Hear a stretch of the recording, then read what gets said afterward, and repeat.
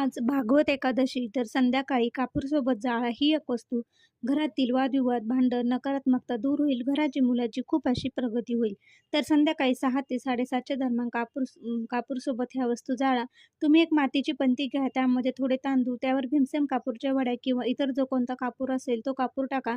त्यावर आपल्याला 3 विलायची टाकायची आहे हिरवी, 2 अख्ख्या लवंगा, फुलासह लवंगा पाहिजे त्या 2 लवंगा टाका. आणि त्यानंतर आपल्याला काय करायचं आहे, आपले काळे जे तीळ आहे ते हातात घेऊन घरातील छोट्या मुलांवरून, आजारी व्यक्तीवरून, घरातील कर्त्या पुरुषावरून, जो व्यक्ती सारखा चिडचिड करतो त्यावरून, आपल्या मुख्य प्रवेशद्वारावरून सर्व देव्हाऱ्यावरून उतरवून घ्यायचं आहे आणि ते कापूरमध्ये टाकायचं आहे आणि तो कापूर प्रज्वलित करायचा आहे. प्रज्वलित केल्यानंतर सर्व घरभर फिरवून आणायचं आहे.